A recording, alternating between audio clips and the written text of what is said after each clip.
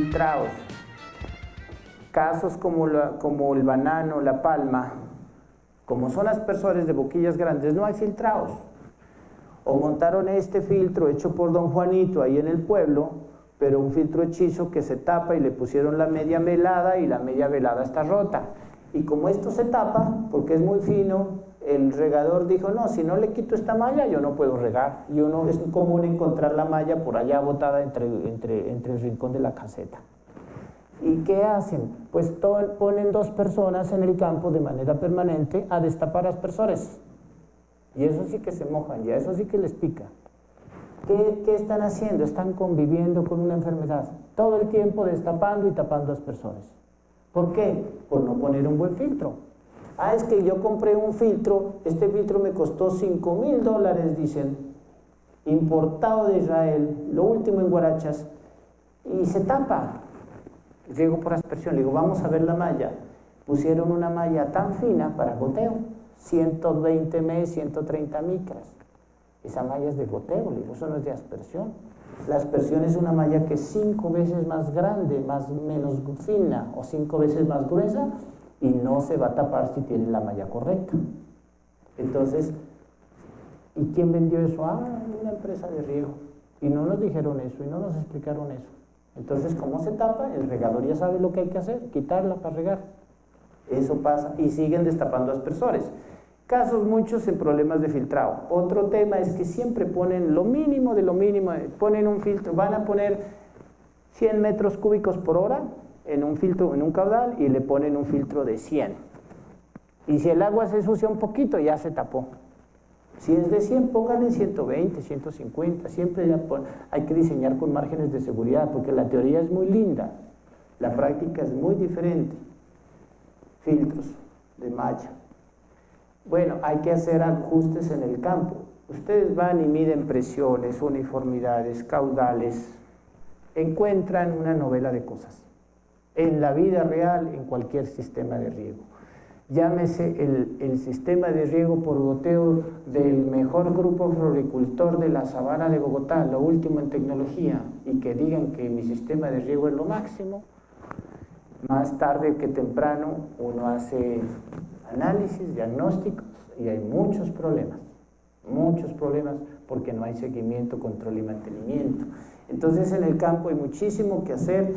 He tenido la oportunidad de trabajar en muchas regiones, muchos ámbitos, y se encuentra uno con muchísimos casos que dan pena. Yo hago unos estudios diagnósticos de sistemas de riego y de fertirriego, y miro ciertas variables hidráulicas, agronómicas, químicas, y válvula a válvula, turno a turno, y muchas mediciones estadísticamente representativas, y luego hago unas gráficas del informe, y esas gráficas es como yo estar en las Islas Galápagos y viendo el perfil de la cordillera de los Andes. Unas cosas por arriba, por abajo, pero es unos desórdenes muy grandes. Esa es la realidad de en variaciones de caudales, de presiones, de eficiencia, de taponamiento, de uniformidad, de conductividad, de pH. Ese es un tema largo que algún día esperamos poder presentar, cómo hacer un diagnóstico de un sistema de riego adecuadamente. Este es un cultivo de riego por goteo en banano, en hilera. Esa fotico muestra que sí se puede, porque aquí va el goteo enterrado, una hilera de goteo por aquí, otra por acá, y en la mitad se desmacha adelante y atrás, pero no a los lados no se dejan los hijos y se mantiene la hilera. Este es un análisis de la uniformidad de un sistema, en este caso, la foto es de goteo, pero este caso es para hacer un análisis de la distribución de uniformidad. Eliminar pantallas. ¿Qué es eso de eliminar pantallas? Como el aspersor está tan lejos uno de otro, pues justo el aspersor está frente de una planta y está quitando el riego de 5. ¿Qué les toca hacer? Pues lo más fácil, echarle machete a la planta que está al frente del aspersor. Y cuando pusieron 3.000 plantas por hectárea, digamos un ejemplo, luego hay 2.500. Están perdiendo producción. ¿Por qué? Porque el sistema de riego no estaba diseñado adecuadamente, estaba muy distanciado. Fertirrigar durante todo el año, a pesar de las lluvias. Un sistema de fertirriego bien manejado activa el sistema radicular, mejor salinidad, menos salinidad en el plato, en este caso en el banano. mayor área de desarrollo de nutrición radicular, mejor sistema de raíces, menor probabilidad de nutrientes, de lavado de nutrientes por las lluvias, beneficios de un fertirriego en banano, mayor disponibilidad de nutrientes, nutrición constante y completa todo el año, mayor calidad de las fuentes solubles de fertirriego. Cuando hablamos de fertirriego, nosotros tenemos que conocer las fuentes de fertirriego como si conociéramos a nuestros familiares. Tenemos que saber cuál fertilizante es bueno, malo, resostenido, amigable, caro, barato, disponible, no disponible. Tenemos que conocer bastante el tema de las fuentes. Y hoy en día que cada vez está más en auge la fertilización orgánica, con mucha más razón. Entonces, ustedes me dirán, no, es que aquí vino a hablar un señor de fertirriego, pero no hablaba sino de lo químico. Pues yo les hablo de lo que hay en la mayoría. Lo orgánico también. Tenemos un proyecto de 200 hectáreas de arándano trabajando en orgánico en Perú. Y es fertilización orgánica. Y aplicamos nitrógeno orgánico, magnesio orgánico, fósforo orgánico y todo soluble vía fertirriego. Ah, pero esos abonos no existen, se consiguen. ¿Dónde? En Francia, en Bélgica, en Estados Unidos. Ah, eso es muy caro. Sí. ¿Pero qué quieres? ¿Vender un arándano a $30 que vale el kilo orgánico o lo vendes a 15 el tradicional?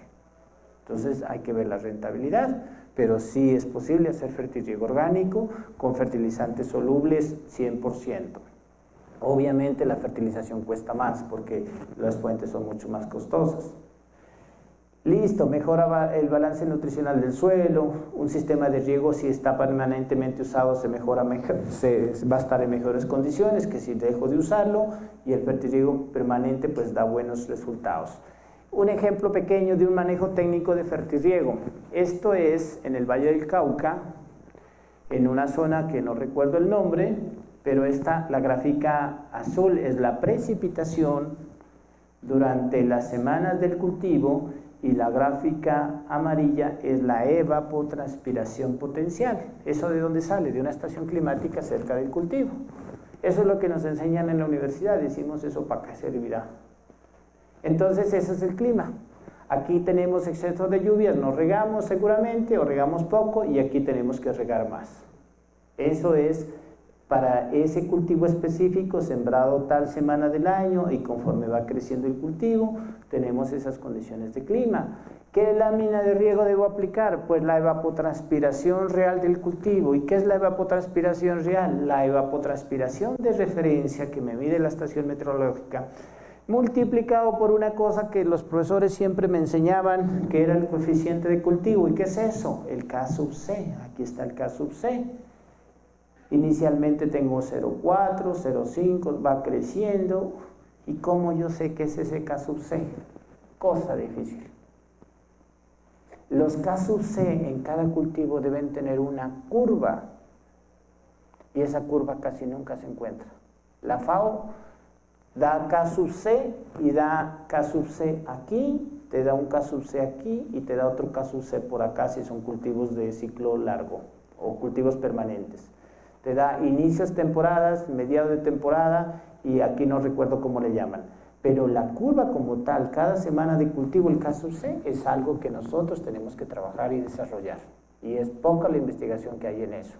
Por eso, como no tenemos K sub C, nos la pasamos en riego, en prueba y error. Riegue más, riego menos, me quedé corto, eche más, bájele, súbale. Y mirando al ojo por ciento el clima. Pero este es un manejo técnico. Y yo les contaba en una experiencia pasada, yo hablo con un productor peruano, no es el ingeniero agrónomo, es el regador, es un joven capacitado, operario, y le digo, oiga joven, ¿cómo es que riegan acá? No, fácil, dice, ingeniero, aquí nosotros tenemos una estación meteorológica y medimos la evapotranspiración día a día, eso está conectado al computador y ahí se mide cuánto. Entonces nosotros esa evapotranspiración la calculamos multiplicando por el coeficiente de cultivo. En esta etapa, este cultivo de palta tiene 2 años, nuestro coeficiente de cultivo es 0,8. Entonces si tenemos una evapotranspiración en un día mediano de 5 milímetros por 0,8, aplicamos 4. ¿Y qué más hacen? No, pues hay que sumarle la eficiencia del sistema. Hemos medido y hemos evaluado el sistema del riego y la eficiencia del sistema de riego está en el 90%. ¿Cómo la hemos medido? Pues de varias formas, haciendo aforos, mediciones en el campo. Hemos encontrado que nuestra eficiencia está en el 90. Entonces, ¿qué haces? No, pues estamos en 4 milímetros dividido entre 0,9, estamos aplicando 4.4 milímetros, que es lo mismo que 44 metros cúbicos por hectárea día. Y lo programamos por volumen, y por cada área que tiene cada válvula le ponemos ese volumen de agua, y regamos por volumen, porque regar por tiempo es peligroso. ¿Y por qué es peligroso? Porque el tiempo depende de la presión de los goteros, del caudal, y puede demorarse más o menos. Con volumen vamos a la fija porque tenemos una válvula volumétrica, y eso le dice un regador, que no es un ingeniero agrónomo.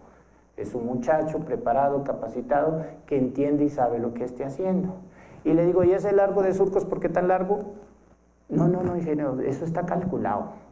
Ese largo de surco es de 100 metros con goteros a 30 de 1 litro hora. Aquí le ponemos 8 metros de presión, perdón, 10 metros, ya nos llega a 7. Y como es gotero autocompensado, el gotero es uniforme. Y nos llega a 7 y la presión mínima de ese gotero es 5. Con 7 estamos cubiertos. Y si uno no entiende, pues se pierde. Pero eso se llama manejar técnicamente un sistema de riego, y lo hacen personas capacitadas en el tema.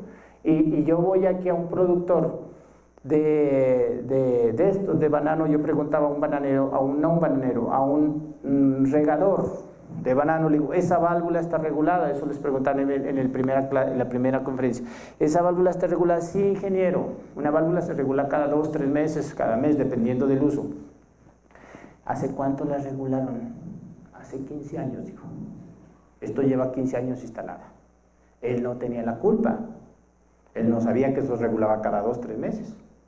Entonces, esas cosas pasan en nuestra cultura. Como aquí en Colombia llueve, ¿eso para qué riego? Con cualquier agüita que yo eche adicional, eso es suficiente. ¿Y en qué nos quedamos? En producciones regulares, en calidades regulares, en rentabilidades regulares, en que eso del sistema de riego es muy caro, que eso no sirve, que eso no se paga. ¿Y qué más nos pasa en Colombia? Que nos acostumbramos a vivir cómodamente con el mercado interno. Pocos los que exportan, casos muy puntuales. Entonces, ¿dónde hay tomate bajo invernadero de exportación en Colombia? Poco. La palta, el aguacate está empezando. Los arándanos, todo el mundo sembrando arándanos, el cultivo de moda, 120 millones de pesos por hectárea, no siembra cualquiera, es la gente que tiene platica. Y todo el mundo agarrado en el mercado local por un peso, que se subió, que se bajó. ¿Y dónde exportan? No sabemos eso cómo será, dónde será. Pocos los que exportan. Perú, por ejemplo, tiene el 90% de su producción agrícola es exportación. Nosotros estamos un poco al revés. ¿Por qué? Porque no tenemos esa cultura. Ese es un manejo técnico del fertirriego, ya avanzando porque el tiempo vuela. Entonces les decía que ese es el coeficiente cultivo y la evapotranspiración real. Pues ¿cuál es la evapotranspiración real? La evapotranspiración de cada semana por el K sub C. Y esta es la lámina que voy a aplicar cada semana. ¿Y cómo voy verificando que eso está bien? Verificando que la humedad del suelo esté a capacidad de campo. Si la humedad del suelo no quedó a capacidad de campo, pues o el K sub C estaba mal, o la eficiencia del sistema va mal, o apliqué en exceso, o hubieron muchos errores. Pero esa es la forma técnica de regar un cultivo extensivo. Y como eso se traduce, esa lámina se traducen en tiempos de riego, bueno, esta es la forma de regar los tiempos de riego de acuerdo a la etapa del cultivo. Esto uno debería hacer una planeación desde un principio, saber cuáles mis tiempos de riego, mis volúmenes y mis costos de producción. Eso poco se hace. Este es un ejemplo de un manejo técnico adecuado. ¿Cuánto maíz producimos? Normalmente se producían 8 toneladas, con este manejo llegamos a 10. Hay gente que se me dirá, dice 10 toneladas no es nada. Hay gente que dice que produce 15, en Ecuador producen 12. Aquí producimos 10 con fertirriego, maíz amarillo, bueno, no sé mucho de variedades, pero maíz desgranado, amarillo, variedades muchas. El cuento es que de 8 a 10 para nosotros fue un buen caso porque logramos 20% de incremento. Y esta es la proporción de los fertilizantes en etapas. Una etapa, primero había una fórmula, una etapa de germinación, crecimiento teníamos otra fórmula, en la vegetativa otra fórmula de fertirriego, otra fórmula. Las fórmulas de fertirriego van cambiando según las necesidades de la planta. Y estas son las fuentes de fertilizante con las dosis de fertilizante en kilos por hectárea y las cantidades y los presupuestos de un plan de fertirriego como normalmente lo hacemos. En fertirriego, también, ustedes se acuerdan, yo siempre pongo la clase de los profesores, esto es la ley del mínimo, que si el calcio está bajo, por ahí se merma la producción. Eso mismo equivalente, pero en fertirriego. Si no hay control de conductividad, de pH, de eficiencia, de uniformidad, si hay taponamiento, si no hay presiones, si no hay caudales, si no hay cálculos de láminas CBT y todo lo que involucra el fertirriego, asimismo por ahí se nos va la producción. Si una de esas variables no se controla, hay pérdidas o mermas en la producción. Este es el resumen del manejo del fertirriego de lo que hemos hablado. Este es como la consolidación de todos esos conceptos. Un buen sistema de fertirriego se debe manejar donde todos los nutrientes se apliquen en todos los riegos, con un balance nutricional en base a análisis de suelos, de tejidos, de requerimientos de la planta. Aquí involucra muchos procesos para hacer una fórmula de fertirriego, pero se deben aplicar de manera conjunta. Esto implica dos a tres vías de inyección durante todo el tiempo de riego, durante todos los riegos, porque es un sistema de fertirriego, no es un sistema de echar agua. Segundo, que se deben aplicar en todos los riegos, es decir, 3 vías de inyección ideal para tanque A, B y ácido, que las aplicaciones de agua solamente se recomiendan cuando hay situaciones especiales. Alguien dijo, ¿yo para qué riego los domingos? Pues la gente normalmente no riega los domingos, por sus actividades familiares y sus descansos, pero la planta es como las vacas. A las vacas sí las ordeña los domingos. ¿Y por qué las ordeña los domingos? Pues porque si no las ordeña les da mastitis. Entonces en las plantas debería ser similar. Pero como les dije, las plantas son tan nobles que no regamos los domingos, pero los sistemas de fertirriego tecnificados y automáticos deberíamos regar los domingos. Tengo un productor, es un productor que le implementamos un sistema de fertirriego en un cultivo de tomate hidropónico, por los lados de Fome y Quetrachí, y el día que nos riegue ese señor se muere. Ese señor se muere, se le daña algo, la bomba, el arrancador, está parado de cabeza, porque ya ha visto que si un día no riega, la cosa es seria, porque es un cultivo en sustrato, es hidropónico. Las plantas se van al piso con un día que no riegue. ¿Qué más? Durante todo el tiempo de riego, nada de soluciones concentradas por un cierto tiempo, sino constante. ¿De qué forma? En concentraciones ideales. Tan facilito que es decir la conductividad eléctrica ideal. ¿Cuál es la conductividad eléctrica ideal de su cultivo? Vaya uno a saber. Depende de estas dosis. Esas dosis se calculan, se ponen en un volumen de agua y uno mide la conductividad eléctrica. Hay métodos químicos para calcularlo y métodos prácticos para hacerlo en el campo. Las dos tienen que dar muy similar. Esa es la conductividad ideal. Pero esa conductividad ideal debe estar uniforme, tanto a lo ancho y lo largo de la finca, a lo ancho y a lo largo de cada válvula, a lo ancho y a lo largo de cada surco. Y eso es difícil de conseguir. ¿Qué más es el fertirriego? En forma ideal, asimilable es el pH ideal. Eso es, tener un buen pH es difícil de lograr. Uno ve mediciones de fertirriego en pH en goteros de 6, de 7, de 5, de 4, de todo tipo, pero no es normalmente uniforme, porque los sistemas de inyección tienen muchas falencias. Y de manera uniforme, ¿qué es de manera uniforme? Pues que si mi gotero es 1 litro hora aquí, debe ser 1 litro hora allá. Y eso es cosa seria de conseguir. Inclusive de nuevos, goteros nuevos, pones una manguera nueva y le pones las 15 libras que dice que debe dar 1 litro hora, y afuera es 1.1, 0.9, 1.2, 1.4, 0.8. Nuevo, no lo hemos instalado, estamos en prueba. Pero ¿por qué ese gotero es tan desuniforme? Pues porque eso se llama coeficiente de variación de fábrica. Esa fábrica es una manguera que la hacen con una máquina de Israel que hace 10 años o 20 años desecharon por vieja y la compraron y la están haciendo por aquí en algún lado. Y esa máquina no tiene uniformidad, pero eso sí, esa manguera qué barata que es. Un caso real. No hablamos de marcas, pero casos que yo he medido. De nuevo tienen un coeficiente de variación del 15, 18 hasta el 20%, es el porcentaje que varían los goteros de caudal, cuando debería ser menos del 4%.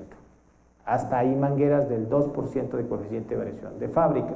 Si eso está así sin instalar, ¿qué esperan de ahí para adelante? Mucha más desuniformidad. Entonces, la uniformidad no solamente es que el caudal debe dar, es el diseño, es la pendiente, es la subida, es la altura, la topografía, mucho afecta a la uniformidad. Y de manera eficiente, les pregunto, ustedes son los dueños de una plantación de banano. Y les tienen, como son los dueños y la plática no les falta, van a implementar un sistema de fertirriego. Y es en Santa Marta porque en La Guajira es muy seco, muy desértico, ahí en los pies de la Sierra Nevada, y tienen 3 opciones de escoger el sistema de fertirriego: aspersión, microaspersión, goteo. La aspersión tiene una eficiencia de aplicación teórica del 70%, práctica puede estar en el 60, en el 50%. La microaspersión un poco más y el goteo al 90-95%. De eficiencia de aplicación: ¿cuánta agua apliqué? ¿Cuánto aprovechó? ¿Cuánto fertilizante apliqué? ¿Cuánto lo aprovechó? ¿Cuál sistema escogerían? Tranquilos. Dime. Si es en La Guajira, por la temporada de la sol, se aplicó fertirriego de manera más vector, va a haber mayor evaporación que si lo aplico con goteo. Pérdidas por evaporación. Sí, digamos que va a haber mayor transpiración en la mano también. Ya. Sería mejor localizar el riego directamente en la raíz y así evitaría tener esas pérdidas. O sea, tú dices por goteo.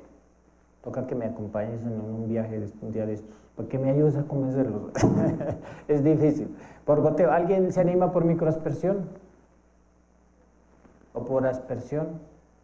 Duro, tema duro de roer. Hay plantaciones nuevas que están montando y están montando aspersión. Nuevas es de ya, hoy en día. 100, 200, 500 hectáreas están montando fertirriego por aspersión. Pero la eficiencia, pero la uniformidad, no, yo quiero aspersión. Goteo es el enemigo número 1 de las plantaciones. ¿Por qué? Por lo de siempre, eso se tapa. ¿Y por qué se tapa? Pues o el goteo era malo, o no hubo buen filtrado, o no hubo buen manejo, buen mantenimiento. Pasa de todo, pero se tapa. Y se tapa es porque en realidad no es porque el goteo sea malo, es porque en realidad no sabemos hacer bien las cosas. Yo pondría entre microaspersión y goteo. La microaspersión es más localizada y el goteo más localizado. Pero no bajaría de los dos. Pero hay gente que lo está haciendo con aspersión y quiere aspersión y no da el brazo a torcer aspersión. ¿Sí? uno de los factores que influirían en este sistema por aspersión sería el viento. Ya. Bueno, eso es el enemigo número de la microaspersión. La gente dice, no, aquí hace tanto viento que esos microaspersores pones a regar y ¡pum!, se llevó la nube de agua para allá y acá quedó seco. Entonces hay que tener en cuenta eso. Microaspersión podría ser, pero de gota gruesa. Aspersores de gota gruesa. Microaspersión, no de gota fina, porque también hay gota fina y gota gruesa. Hay unos microaspersores tan chiquitos que es como una golondrina queriendo ser verano. No van a funcionar, pero hay microaspersores más grandes, más robustos de gota gruesa que pueden funcionar. Y el goteo, le cuento, el goteo en banano hace 30 años, me cuentan, o 40 años, que vino una compañía de riego israelita, el último en Guarachas, que se llama Netafim, y montó no sé cuántas hectáreas de goteo en banano en Urabá, y dice que sacaban 4.000 hectáreas, 4.000 cajas por hectárea año.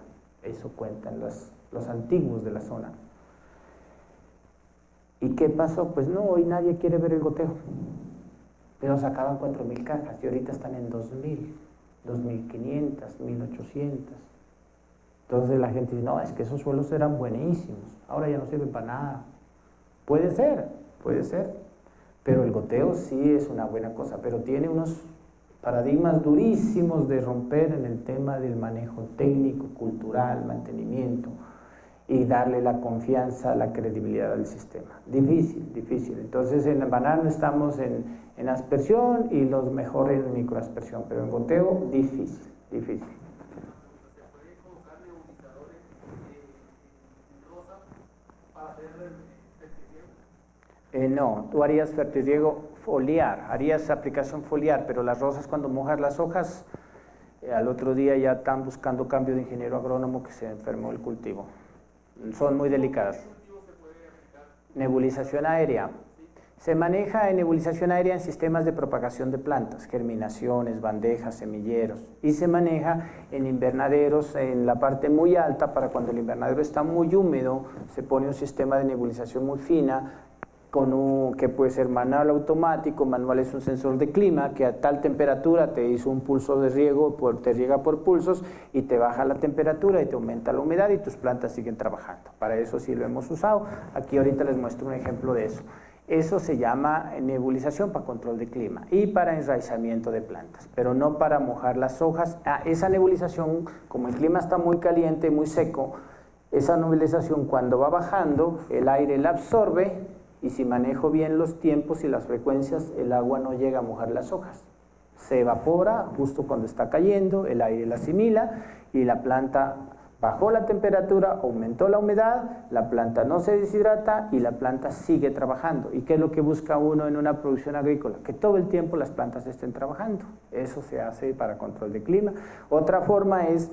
Ayer estuve reunido con unos señores empresarios de un cultivo tecnificado, ponen nebulizadores a un lado del invernadero, generan una nube de lluvia, de nebulización, al otro extremo ponen unos extractores de aire en zonas muy cálidas y en los extractores extraen el aire y esa nube le ponen una malla para que el agua no entre directo, jala la humedad de esa nube y eso refresca, baja la temperatura y aumenta la humedad. Es otra forma de controlar clima en invernaderos tropicales, que son bastante difíciles de hacerlo con otros métodos.